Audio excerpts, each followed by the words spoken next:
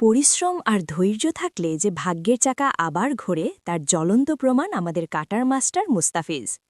সব অনিশ্চয়তা কাটিয়ে আবারও আইপিএলের মঞ্চে বড় ধামাকা নিয়ে ফিরছেন তিনি।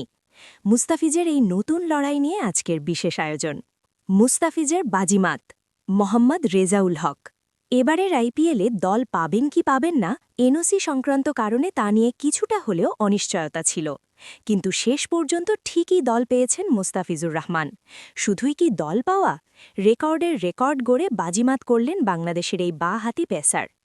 একরকম কাড়াকাড়ির পর ৯,২০,০০,০০০ রুপিতে তাকে কিনে নিয়েছে কলকাতা নাইট রাইডার্স, বাংলাদেশি মুদ্রায় যার পরিমাণ প্রায় ১২,৩৭,০০,০০০ টাকা।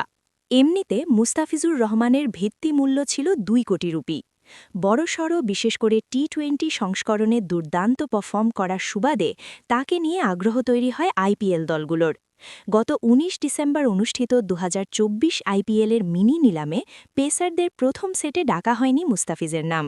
দ্বিতীয় সেটে তার প্রতি প্রথমে আগ্রহ দেখায় দিল্লি ক্যাপিটালস। এরপর লড়াইয়ে নামে কলকাতা নাইট রাইডার্স ও চেন্নাই সুপার কিংস। ফলে তরতর করে বাড়তে শুরু করে তার পারিশ্রমিক। ৩ দলের মরিয়া চেষ্টার পর কাটার মাস্টার হিসেবে পরিচিত মুস্তাফিজকে ৯,২০,০০,০০০ রুপির বিনিময়ে পেয়েছে কলকাতা। এবার আইপিএল নিলামের সংক্ষিপ্ত তালিকায় মুস্তাফিজ সহ নাম ছিল বাংলাদেশের ৭ ক্রিকেটারের: তাসকিন আহমেদ, রিশাদ হোসেন, তানজিম হাসান সাকিব, নাহিদ রানা, রাকিবুল হাসান ও শরীফুল ইসলাম। মুস্তাফিজ বাদে তাদের মধ্যে কেবল একজনের নামই উঠেছিল নিলামে। অ্যাক্সিলারেটেড রাউন্ডে নাম ওঠে তাসকিন আহমেদের। ৭৫ লাখ রুপি ভিত্তিমূল্যের পেসারকে নেয়নি কোনো দল। আইপিএলের নিলামে বাংলাদেশি খেলোয়াড়দের মধ্যে সর্বোচ্চ দামে বিক্রি হলেন মুস্তাফিজ। বাংলাদেশের কোনো ক্রিকেটারের আইপিএলের রেকর্ড পারিশ্রমিক এটি। আগের রেকর্ডও ছিল তার। গত আইপিএলে মুস্তাফিজকে ৬ কোটি রুপিতে নিয়েছিল দিল্লি ক্যাপিটালস, যদিও সেটা ছিল নিলামের বাইরে, টুর্নামেন্ট চলাকালীন জ্যাক ফ্রেশার মার্কুরার বদলে হিসেবে এবং পুরো মৌসুমের জন্য নয়। মাত্র ৩ ম্যাচ খেলার কারণে ২ কোটির কিছু কম পারিশ্রমিক পেয়েছিলেন মুস্তাফিজ। এছাড়া ২০১৮ সালে ২,২০,০০,০০০ রুপিতে তিনি খেলেছিলেন মুম্বাই ইন্ডিয়ান্সে। নিলামের কেবিলে বাংলাদেশের সবচেয়ে দামি ছিলেন এতদিন মাশরাফি বিন মুর্তজা।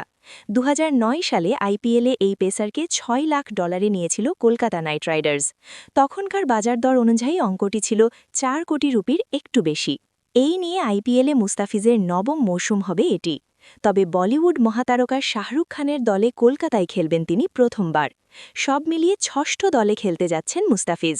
তিনি এর আগে Sunrisers Hyderabad, Mumbai Indians, Rajasthan Royals, Delhi Capitals ও চেন্নাই সুপার কিংসে খেলেছেন।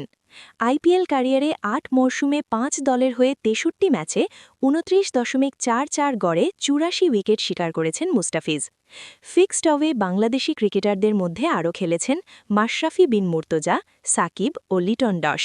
নিলামে মুস্তাফিজ রহমানকে দলে পাওয়ার পর কলকাতা নাইট রাইডার্সের ফেসবুক পাতায় এডিট করে তৈরি করা একটি ছবি পোস্ট করা হয়, যেখানে দেখা যায় হাসি মুখে বিরিয়ানি খাচ্ছেন বাংলাদেশের বাঁ-হাতি পেসার। কলকাতার ফেসবুক পাতায় ৮টি পোস্ট করে প্রতিক্রিয়ায় জানিয়ে মুস্তাফিজ বলেন, আমি খুবই খুশি ও আনন্দিত কেকেআর দলের অংশ হতে। দেখা হবে শীঘ্রই। তার নিজের ফেসবুক পাতাতেও প্রতিক্রিয়া ছিল অভাবিত। কলকাতার জার্সির রং ও দলীয় রং বেগুনির সঙ্গে মিলিয়ে মুস্তাফিজ লিখেছেন, স্বপ্ন দেখছি বেগুনিতে, রোমাঞ্চিত এবং তর সইতে না পেরে পরিবারে যোগ দিতে। ২০১৫ সালে ভারতের বিপক্ষে ওয়ানডে সিরিজে ক্রিকেট বিশ্বকে কাঁপিয়ে আন্তর্জাতিক ক্রিকেটে ধূমকেতুর মতো অভিষেকের পরের বছরই আইপিএলে ডাক আসে মুস্তাফিজের। তাকে কিনে নেয় সানরাইজার্স হায়দ্রাবাদ। প্রথম মরশুমের ১৭ উইকেট নিয়ে দলকে শিরোপা জেতানোর পথে রাখেন বড় ভূমিকা।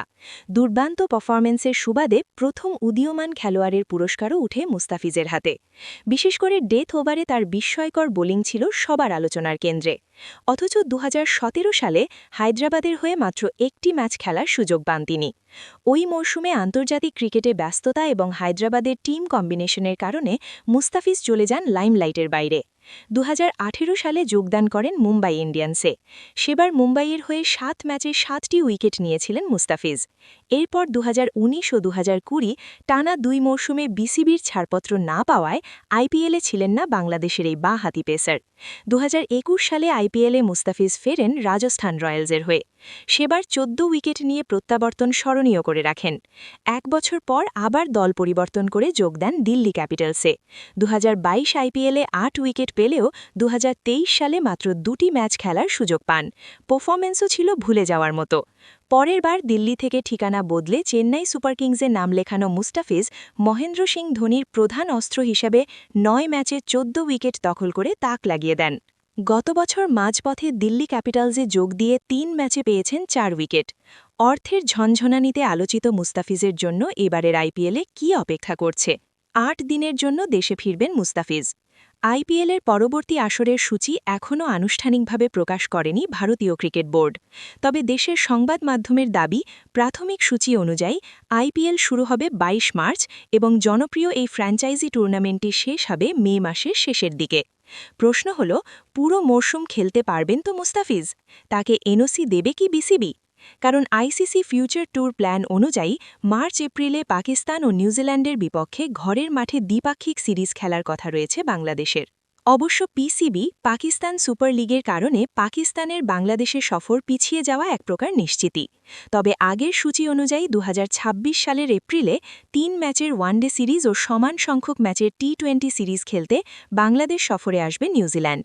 দল পাওয়ার পর আন্তর্জাতিক ক্রিকেটের ব্যস্ততায় মুস্তাফিজের আইপিএল মিশন নিয়ে সৃষ্টি হয়েছিল ধোঁয়াশা। অবশ্য একদিন পর বিসিবির স্পষ্ট অবস্থানে সেটি একেবারে পরিষ্কার হয়ে গেছে। বিসিবির ক্রিকেট পরিচালনা বিভাগের প্রধান নাজমুল আবেদিন ফাহিম মিরপুরের সংবাদ সম্মেলনে জানিয়েছেন, মুস্তাফিজকে পুরো আইপিএলের জন্যই এনওসি দেওয়া হয়েছে। তবে ব্ল্যাক ক্যাপসদের বিপক্ষে ওয়ানডে সিরিজের ম্যাচগুলো খেলার জন্য ৮ দিনের জন্য বাংলাদেশে ফিরবেন ফিজ। ঘরের মাঠে তাকে ছাড়া টি-20 সিরিজ খেলতে পারলে ওয়ানডে সিরিজ কেন নয়? রহস্য আসলে অন্য জায়গায়। ঘটনা হল, ২০২৭ সালের ওয়ানডে বিশ্বকাপে সরাসরি খেলার সুযোগ পেতে বর্তমানে এই সংস্করণে ১০ নম্বরে থাকা বাংলাদেশ। কথায় বলে, প্রতিভা কখনো চাপা থাকে না। মুস্তাফিজের এই ৯ কোটি ২০ লাখ রুপির রেকর্ড কেবল তার ব্যক্তিগত অর্জন নয়, বরং বিশ্ব ক্রিকেটে বাংলাদেশের সমর্থেরই প্রমাণ। হার না মানা মানসিকতা নিয়ে মুস্তাফিজ যেভাবে ফিরে এসেছেন, তা আমাদের প্রত্যেকের জন্যই এক বড় অনুপ্রেরণা।